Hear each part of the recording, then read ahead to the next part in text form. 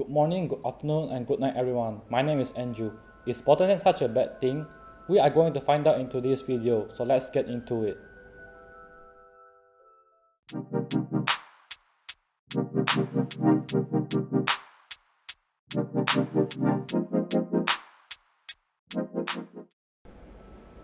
Yes, bottlenecks are bad in nature as you lose performance, but it won't harm your hardware. Do I recommend it? If possible, no. Having the right balance between your components is important, but don't feel rushed to upgrade your PC if you have one. It all depends on the games you play and whether your PC can run it to your liking. What is bottleneck? According to Intel, a bottleneck refers to a component that limits the potential of other hardware due to the difference in the maximum capabilities of the two components. A bottleneck isn't really caused by quality or age of components, but rather their performance. Bottlenecks aren't unique to high-end systems either. Balance is equally important in systems with more entry-level hardware. What does bottleneck do? In short, bottleneck stops your computer from using 100% of its potential. With the glass bottle analogy, the bottleneck is the narrowest part of the bottle. The narrow part limits flow. That means you lose FPS. When do bottleneck normally happen? It happens when pairing a slow CPU to a fast GPU. The CPU can keep up with the GPU. What types of bottleneck are there? CPU, RAM, motherboard, monitor, data storage such as hard drives and SSDs, and even your CPU cooler. So almost every part of your PC can cause a bottleneck. That's why it's important for you to balance your PC. The most common one is a CPU bottleneck, and that's what we are going to focus on today. How do we identify bottlenecks? We can usually spot a bottleneck by the CPU and GPU usage. You can see the usage by using MSI Afterburner, specifically Riva Tuner. As we can see in the picture, the GPU usage equal or less than the CPU's usage. This shows a CPU bottleneck, where the CPU is limiting the GPU. Another way we can see this is when the GPU does not get above 90% utilization in GPU-bound games. The example above is from Valorant, a CPU-bound game, so we can't really apply it here since a 4090 even will not be 100% utilized in Valorant. Now, let me introduce you to my system specs.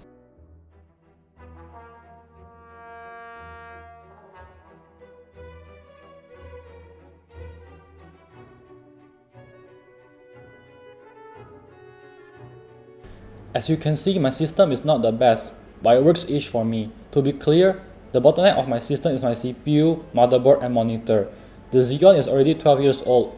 My motherboard X16 slot is on PCIe Gen 2, limited to 4GB per second. Since the 6650xt uses 8 lanes, for context, PCIe Gen 4 is 16GB, and my monitor is 75Hz. I plan to upgrade my CPU in the future first, then my monitor. E3 is a 22nm workstation chip released in 2013. That's 12 years ago. The E3 uses the LGA 1150 socket similar to Intel 4th Gen as well. It has 4 cores and 8 threads with a 80W TDP. The chip's base frequency is at 3.5 GHz and can boost to around 3.9 GHz. Keep in mind that this chip can overclock. Other notable details include having 8MB of L3 cache and supporting up to 32GB of memory. Feel free to pause the video to see the details.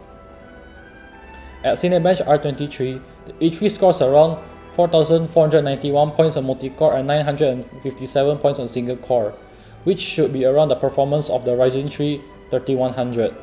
This chip can be found for around $10 to $15 on AliExpress, consistently being cheaper than the i7 4770.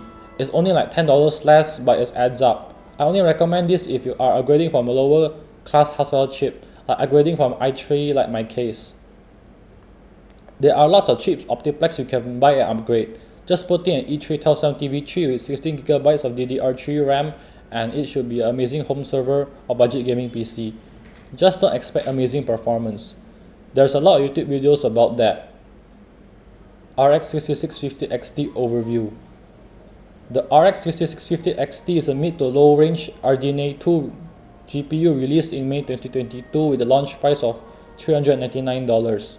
The Rx6650xt has a bus interface of PCIe 4.0 by 8, This card has 8GB of GDDR6 VRAM, which is enough for most games at 1080p. The Rx6650xt is based on the Navi 2 architecture and has a TDP of 176 watts.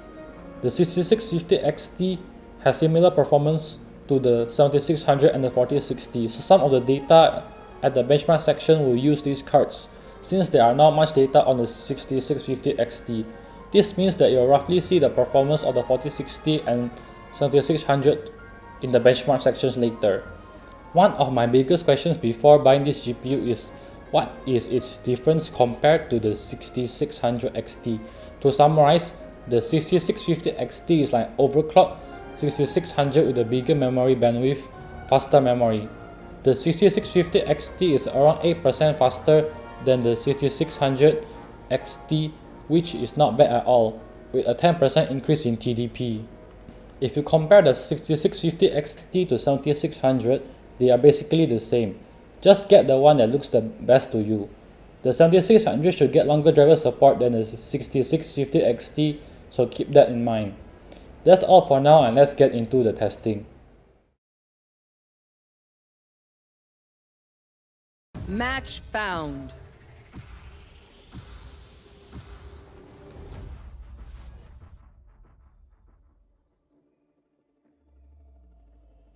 Rush. No manches, do they ever quit?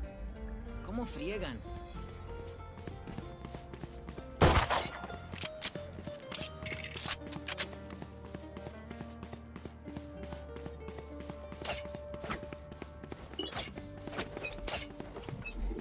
Turret out. Placing swarm grenade. Placing swarm grenade. Placing alarm bot. My ult's ready. There.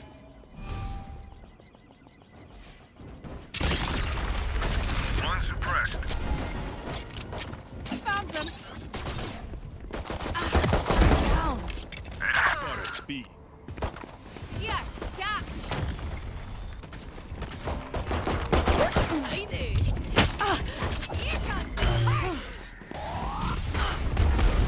Blow you up. Grenade is live.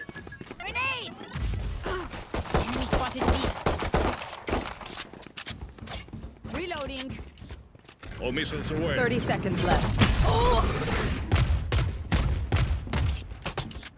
Go get it.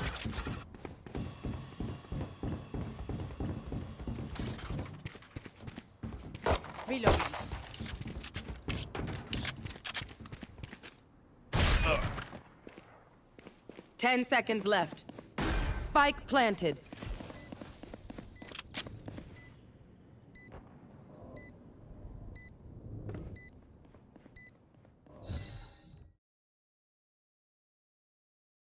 Valorant is a CPU-bound game, so its performance is largely tied to the CPU. That explains why the E3 has such a big difference in performance compared to the 7500F, 150 FPS to 460 FPS, which is around 3 times more. This case shows the bottleneck really well, because the FPS is being held back by the CPU. When playing, the 151 FPS is good enough for me, but you can feel the FPS drop sometimes. But it is not that disturbing to me as I'm used to it. Why did I use the high settings? I use it because it feels the most smooth and stable for me after a lot of tweaking when compared with the other settings. In conclusion, the game is smooth.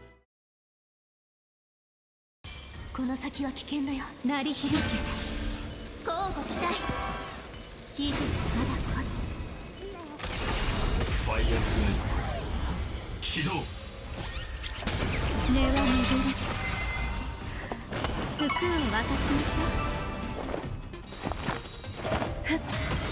命の花びらいずれ風に吹き落とされる。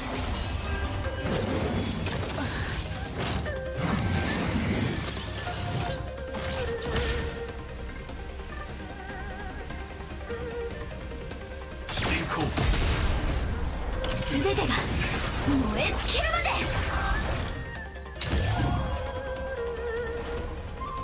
燃やし尽くす。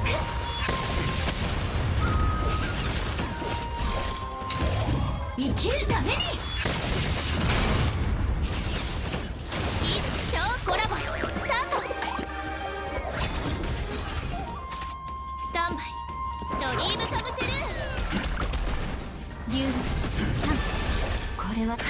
ファイアフライト燃やし尽く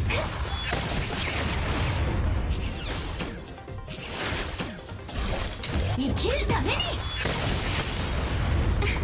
一応コラボイでスタートジョン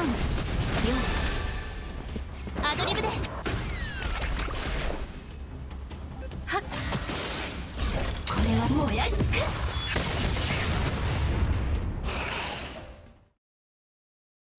Playing Honkai Star Rail on this system is actually quite pleasant, not much to complain about. HSR is locked to 60 FPS, and CPU upgrade will just increase 1% lows.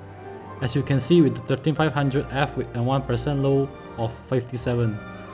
You can mod the game to unlock FPS, but that breaks the game's TOS. I might try it in the future once I upgrade my CPU. One nitpick I have is the lag spikes when loading into new areas or when entering battles. It's quite noticeable but not game breaking. Once in battle, the animations are smooth. In conclusion, the game is more than playable. The gameplay just now is an example of the game's endgame content, specifically version 2.7 or 3.0 MOC 12 Phase 2.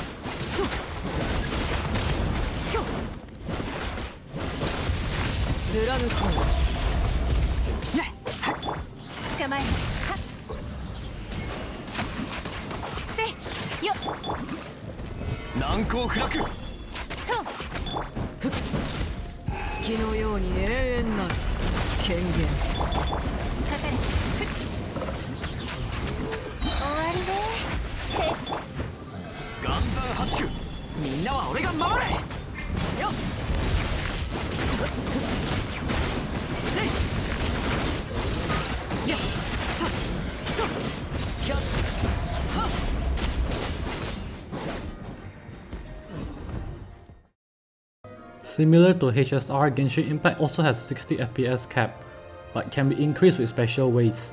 As expected, the biggest improvement is 1% lows from 20 FPS to 50 FPS. Genshin is an open world game, so FPS drops are expected when entering new areas or when rendering a lot of assets. The FPS drops are much worse than other games to the point that my head hurts sometimes. After loading the area, the gameplay is smooth with infrequent FPS drops. In conclusion, the game runs well. The gameplay in the previous clip is from the game's Spiral Abyss mode, version 5.3, Floor 12, Chamber 1, Phase 1.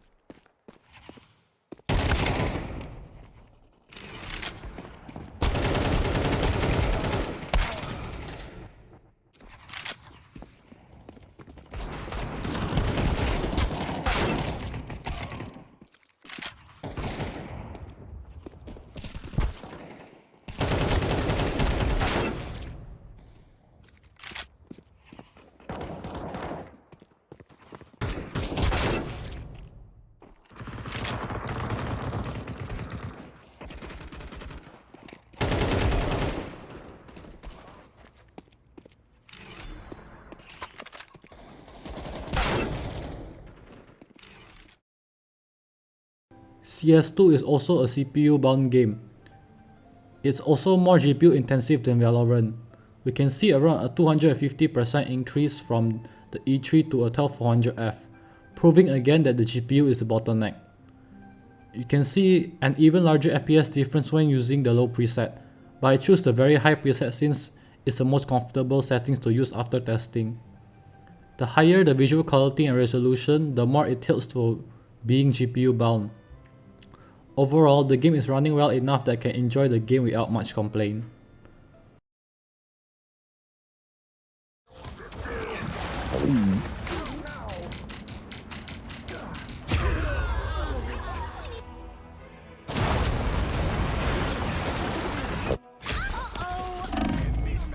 Armed and I always come. my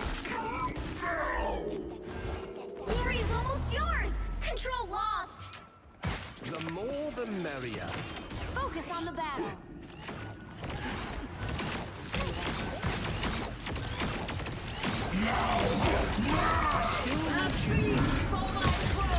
So let's keep fighting until we have a winner.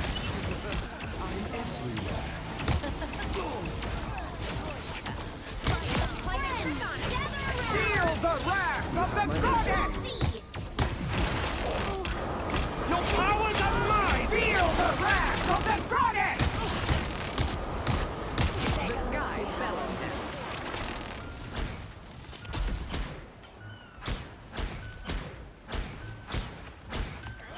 I bring thunder.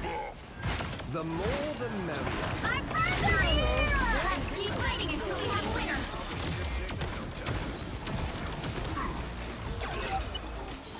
maximum pulse. Oh, I'm fine. Don't mind me.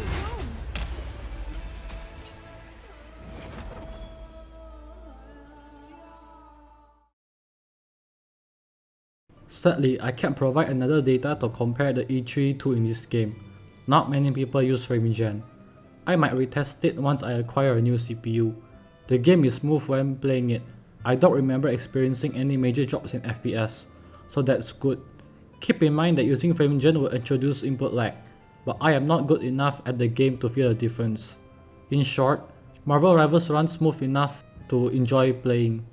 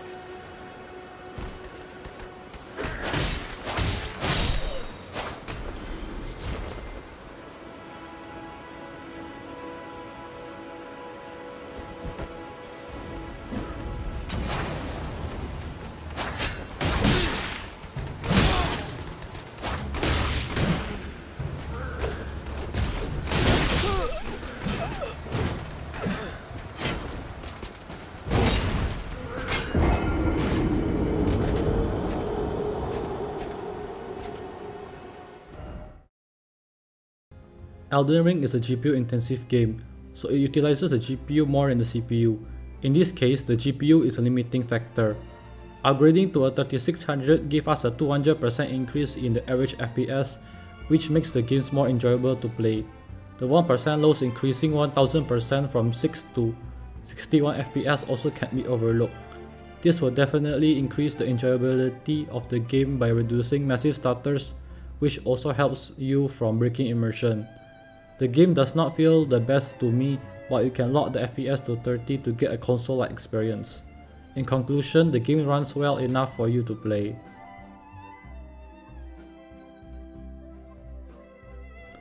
Time Spy. This combo is around 20% worse than the average 6650xt system based on the data provided by 3D Mark. The reasoning behind this phenomenon is the CPU score holding back the overall score. The GPU also does not reach 100% when in the demo part of the benchmark. In some parts of the demo, the CPU usage is even higher than the GPU usage. Just ignore the best result, it's mostly overclockers and not realistic. Nomad. The Nomad benchmark is designed as a GPU benchmark, so it taxes the GPU much more than the CPU. This is one of the few cases where the CPU is not bottlenecking the GPU. One of the reasons I can think of on why my Rx6650xt is worse than average is because of the PCIe bandwidth bottlenecking my GPU. 4GB per second PCIe Gen 2 and 16GB per second PCIe Gen 4. This is further proven by the recent Gamer Nexus video on this topic. It is said on the video that you will lose around 5% at most performance with the 5090 when comparing the PCIe Gen 3 and 5. The Rx6650xt only using 8 lanes also increases the gap. Unigine Superimposition is a benchmark designed to test GPUs. This means the CPU would not affect the GPU's performance too much. Like before, the reason why my score is lower than the others is probably because of the PCIe bandwidth bottleneck and just the minor differences between models.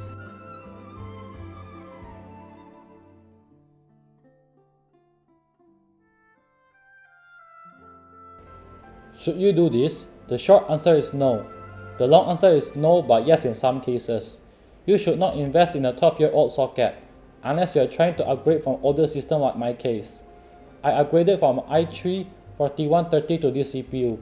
In older sockets, the motherboard is usually more expensive than the CPU itself.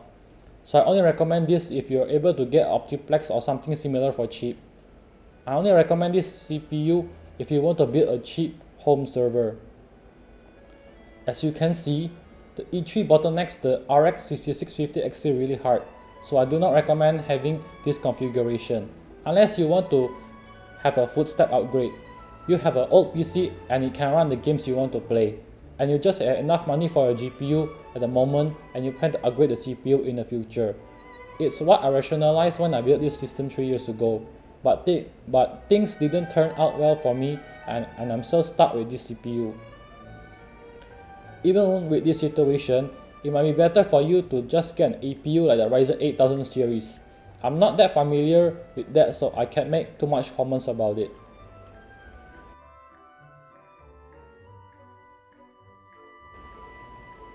Conclusion. Now you should know more about bottlenecks. Don't forget to like and subscribe to my channel. Feel free to comment on any suggestions about how I can improve my channel. Thanks for watching and bye.